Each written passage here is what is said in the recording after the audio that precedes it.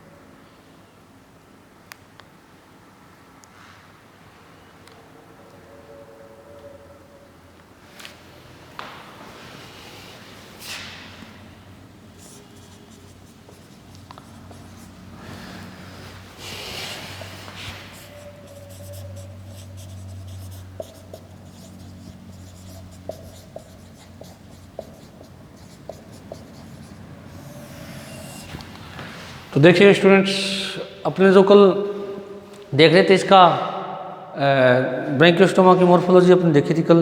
तो ब्रैंकियोस्टोमा की जो मॉर्फोलॉजी है वो देखने के बाद में अपने ये पता लग गया था कि किस प्रकार की स्ट्रक्चर होती है। तो कल अपने ये डिस्कस किया था कि जो एम्फियोक्सिस है ये एक ऐसा सेफेलोकॉर्डेट का एनिमल है जिसके अंदर एक प्रिमिटिव कॉर्डेट है जो मछली के समान होता है, जिसके अंदर कॉर्डेट के तीनों कैरेक्टर जीवन भर पाए जाते हैं। कॉर्डेट के तीनों कैरेक्टर क्या होते हैं? जीवन भर पाए जाते हैं। कल अपने इसके बारे में बात कर रहे थे। इसकी बात की थी कि ये 5 से 8 सेंटीमीटर लंबा होता है, पारदर्शी सफ़ेद रंग का मछली समान ये जंतु होता है, जो अगर और पश्चिर आप देख सकते हो एकदम तीक्ष्ण या छुरीनुमा होता है। देखिएगा आज अपने जो डिस्कस कर रहे हैं, जो कल से जुड़ी बातें रिलेटेड अपने उसको डिस्कस करेंगे। कल हमने इसकी बाह्य संरचना देखी थी, आज हमने क्या किया कि लेटरल साइड से इसका जो स्किन है उसको हटा लिया। हटाने के बाद में अंदर का जो व्यू है, अंदर के जो ऑर्गन्स हैं उनका अपने डिस्कस कर रहे हैं। तो देखिएगा कि जो लंबाई बताई थी आपको कि इसकी लंबाई जो होती है 5 से 8 सेंटीमीटर होती है, सफ़ेद पारदर्शी इसका रंग होता है और मछली के समान होता है। अगर और पश्चिर आप देख सकते हो तीक्ष्ण होता है, इसलिए इसको एम्फियोक्सिस भी कहा गया है। इसलिए इसको क्या कहा गया है? दुमुई छुरी या लेंसिलेट कहा गया है। अब देखिएगा जो कि इसको बहुत यूजफुल संरचना है इसके, ये तीक्ष्ण होने के कारण जो इसको बिल खोदने में क्या रहती है, इसको आसानी रहती है। उसके बाद में अपने बात की थी इसकी जो बॉडी है, बॉडी 2 भागों में बटी रहती है। किस किस में? इसका एक तो होता है ट्रंक और एक होती है टेल। इसके अंदर हेड भाग क्लियर नहीं होता, हेड भाग क्लियर नहीं होता है, यानी सिर स्पष्ट नहीं होता है, अस्पष्ट होता है या डिजेनरेटेड होता है, ये कह सकते हैं आप, अवासित होता है। तो ये जो मैक्सिमम जो सिरा है इसका, ये क्या होता है? ट्रंक या धड़ होता है। ये क्या होता है इसका? ट्रंक। और ये क्या होता है इसका? टेल। ये क्या इसका? टेल। तो ट्रंक और टेल 2 भागों में बटी रहती है, धड़ और पूंछ के अंदर बटी रहती है। धड़ आपको दिख रहा है बहुत बड़ा भाग होता है, पूंछ है वो छोटा भाग होता है। तो ये इसकी क्या हो गया? शरीर का विभाजन हो गया। उसके बाद में हमने छिद्र की बात की थी। छिद्र इसके अंदर 3 पाए जाते हैं। इधर मुख होता है अगर सिरे पर, अधर सतह पर, जो कि किससे घिरा रहता है? ओरल हुड से घिरा रहता है। ओरल हुड के एक्चुअल में पृष्ठ और पार्श्व सतह की जो त्वचा है वो प्रक्षेपित हो जाती है। क्या हो जाती है? प्रक्षेपित हो जाती है। प्रक्षेपित होने से एक झोपड़ी नुमा संरचना या एक झुकावदार संरचना बन जाती है मुख के दोनों ओर, उसको हम ओरल हुड कहते हैं। और ओरल हुड से इस प्रकार से बक्कल सिरी होती हैं, जो मैंने बताया था 10 से 11 जोड़ी होती हैं।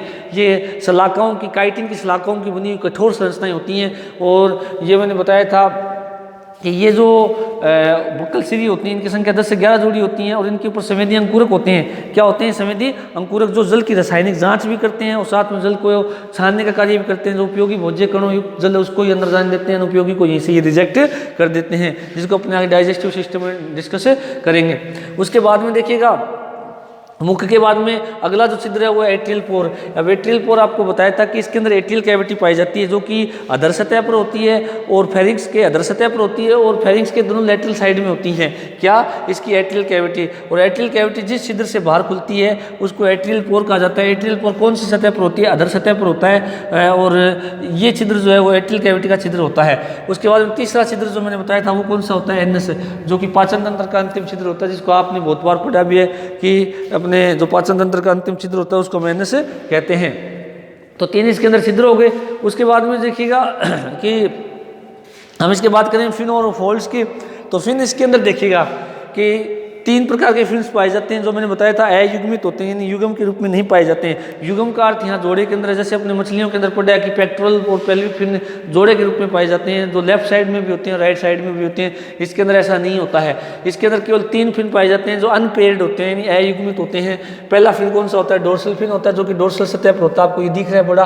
दूसरा कौन सा होता है? वेंट्रल फिन होता है, जो कि ये दिख रहा है आपको छोटा भाग होता है, जो वेंट्रल फिन कहलाता है, जो कि एट्रियल पोर और कैडोल फिन के बीच में होता है। और डोर्सल फिन जो है मतलब वो पूरे ट्रंक पर या पूरे आधार भाग तक फैला रहता है। उसके अलावा कार्डोल फिन ये छोटा सा भाग होता है, आपको दिख रहा है, जो पूंछिए भाग होता है इसका। अब देखिएगा डोर्सल फिन और वेंट्रल फिन के अंदर हमने बात की है, डोर्सल फिन रे बॉक्सेज भी पाए जाते हैं, वेंट्रल फिन के अंदर वेंट्रल फिन रे बॉक्सेज पाए जाते हैं। डोर्सल फिन बॉक्सेज क्या होते हैं? ये संयोजी उत्तक की बनी हुई संरचनाएं होती हैं, बॉक्सनुमा संरचनाएं होती है, जो कि सहारा प्रदान करती है। और साथ में जो है वेंट्रल फिन के अंदर वेंट्रल फिन बॉक्सेज है, ये साथ में ये भी सहारा प्रदान करती है। और साथ में इनके अंदर नोड्यूल केंद्रीय ग्रंथिका भी एक पाई जाती है। उसके बाद में अगर हम फोल्ड की बात करें तो इसके अंदर 2 फोल्ड पाए जाते हैं, दोनों पार्श्व में लेटरल, दोनों लेटरल साइड में होता है, यानी एक दाईं साइड में एक बाईं साइड में, जिसको हम कहते हैं मेटाप्लूरल फोल्ड कहते हैं। मेटाप्लूरल फोल्ड जो होते हैं इनके अंदर क्या होता है कि लसिका समान द्रव भरा रहता है। और लसिका समान द्रव उसका काम क्या है कि जैसे ही ये मूवमेंट करता है, ये जैसे बिल बनाने के लिए मूवमेंट करता है, ये अपनी बॉडी को आगे या पीछे की मूवमेंट करवाता है, तो उस समय जो लसिका है वो एक स्फीति दाब उत्पन्न करती है। स्फीति दाब जब उत्पन्न करती है तो जिससे मसल्स को कॉन्ट्रैक्शन होने में सहायता मिलती है, और मसल कॉन्ट्रैक्शन होने से इसका मूवमेंट आसानी से हो सकता है। तो ये इसका क्या मेटाप्लूरल फोल्ड होते हैं, जो मैंने कल डायग्राम इस प्रकार बनाए भी थे कि अगर इसका टीएस देखें तो अपने इस प्रकार से दिखेगा। तो यूँ दो फोल्ड होते हैं ये दोनों साइड में, तो इनके अंदर क्या भरी रहती है, लसिका भरी रहती है, जो कि ये फोल्ड मेटाप्लूरल फोल्ड कहलाते हैं। और इनके अंदर भरा उधर क्या कहलाता है, लसिका, जो कि स्फीति दाब उत्पन्न करके इसके मूवमेंट में क्या होता है, सहायक होता है। तो ये इसके क्या हो गए, फिन्स और फोल्ड। और उसके अलावा मैंने बताया था मायोटोम्स और मायोसेप्टा। अब मायोटोम और मायोसेप्टा की बात करें तो इसके अंदर उल्टे वी आकार की क्या पाई जाती है, पेशियाँ पाई जाती हैं, जिनको मायोमियर्स कहा जाता है। क्या कहा जाता है, मायोमियर्स कहा जाता है। और दो मायोमियर्स का जो बीच का स्थान होता है उसको हम मायोसेप्टा कहते हैं।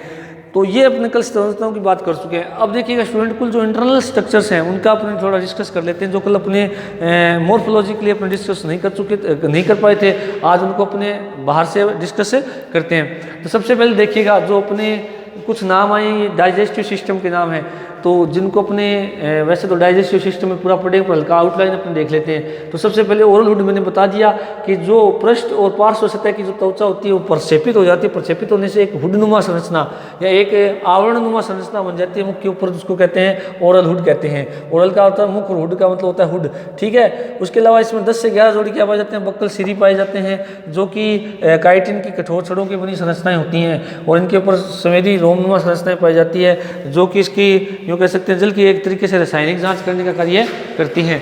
उसके बाद में जो अगला भाग होता है बक्कल कैविटी, बक्कल कैविटी अंदर का भाग होता है जिसके अंदर एक व्हील ऑर्गन पाया जाता है। व्हील कार्ट होता है, यानी व्हील ऑर्गन की हम संरचना आगे वैसे तो बनाएंगे। व्हील ऑर्गन इस प्रकार की एक संरचना होती है, इस प्रकार से।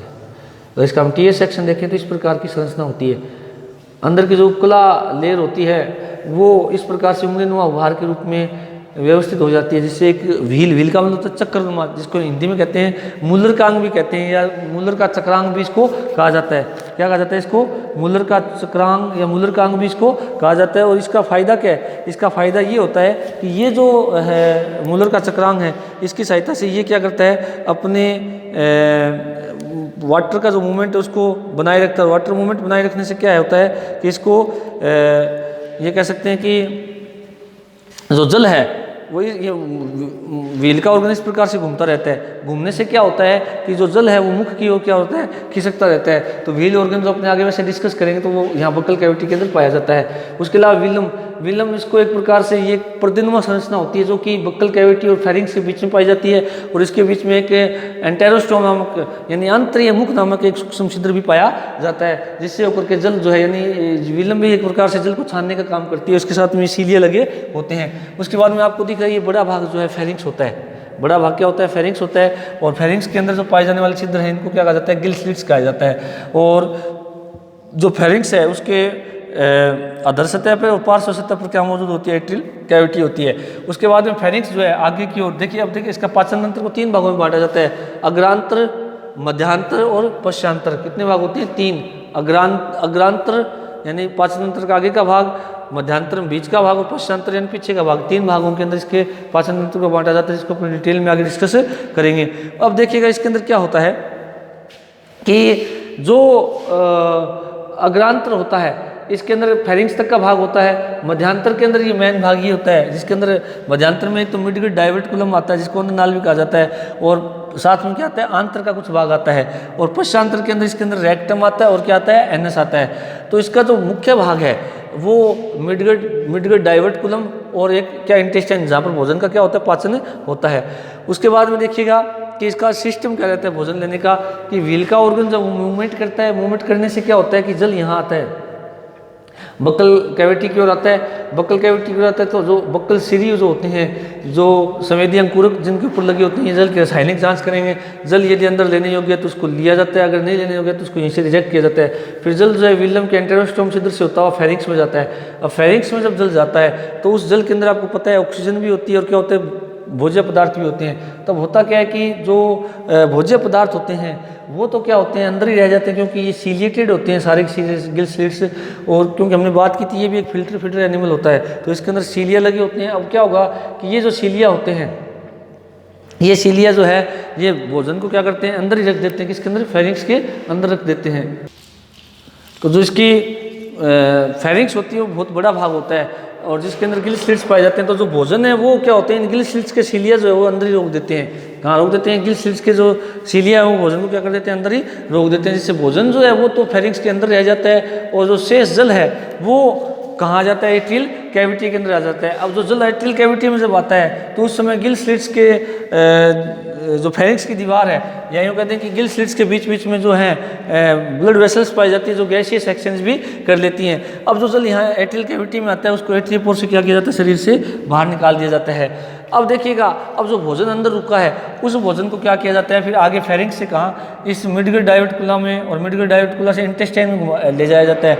यहाँ पर क्या होता है, सीलिया की कतारें लगी होती है, और वो सीलिया की जो कतारें या जो रो होती हैं वो भोजन को वहाँ मूवमेंट करवाती है, और भोजन का जब मूवमेंट मिडगल डायोटिकुला और इंटेस्टाइन में जब होता है तो जिससे क्या होता है कि जो पाचक एंजाइम वो भोजन का पाचन कंप्लीट कर देते हैं। उसके बाद पचित भोजन का यहीं अवशोषण हो जाता है, और अपचित भोजन को रेक्टम से होते हुए अन्य से शरीर से क्या निकाल दिया जाता है, बाहर निकाल दिया जाता है। अब देखिएगा स्टूडेंट, थोड़ा सा यहाँ ये ध्यान रखने वाली बात है कि जो अपने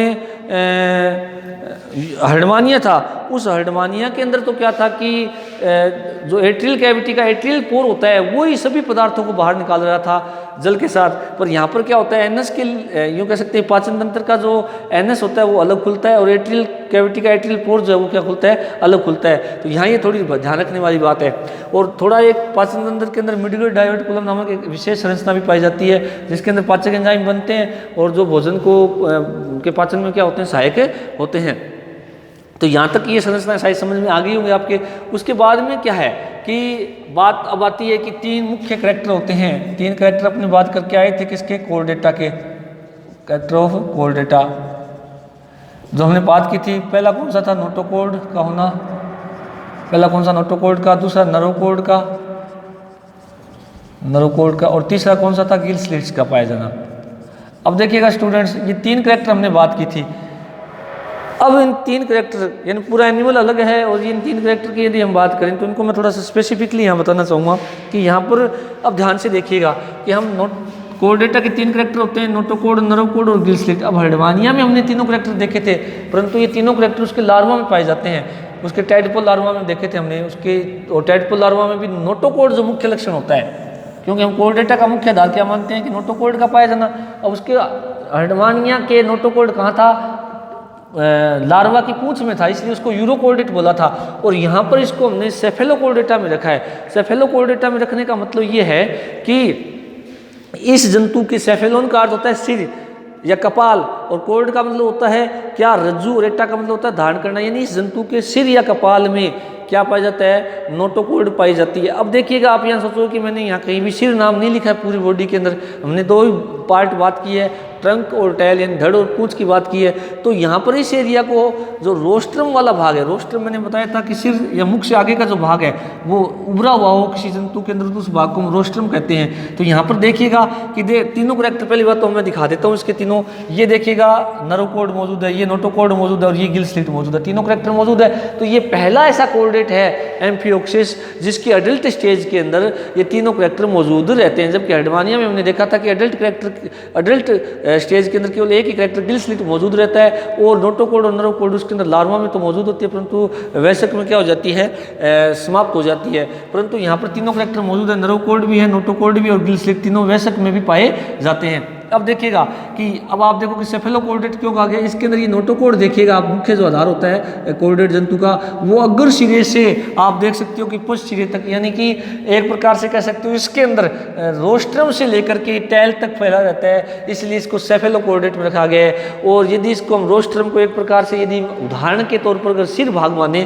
तो यानी सिर से लेकर के इसके अंदर पूंछ भाग तक नोटोकॉर्ड मौजूद है, इसलिए इसको किस में रखा गया है, सेफेलोकोर्डेटा में रखा गया है। किस में रखा गया है, सेफेलोकोर्डेटा में रखा गया है। दिख रहा है आपको, ये जो मैंने ये जो बीच में भाग है ये क्या है, नोटोकॉर्ड है, जो अग्र सिरे से पश्च सिरे की ओर। दूसरा कैरेक्टर आप देखिए नरोकॉर्ड भी इसके अंदर मौजूद है, ये रही। और तीसरा गिल स्लिट्स में जो है फेरिंक्स की दीवार के अंदर पाई जाती है। तो तीनों ही कैरेक्टर इसके अंदर क्या होते हैं, मौजूद होते हैं। और जो तीनों ही कैरेक्टर हैं इसको क्या घोषित करवाते हैं, कोर्डेटा का सदस्य घोषित करवाते हैं। तो स्टूडेंट्स ये आज अपने इसकी इंटरनल स्ट्रक्चर देखी। कल अपने जो है इसकी बात करेंगे स्किन की, बॉडी वाली या देह भित्ति की, और इसका जो पाचन तंत्र है उसकी हम बात कल स्टार्ट करेंगे। Thank you.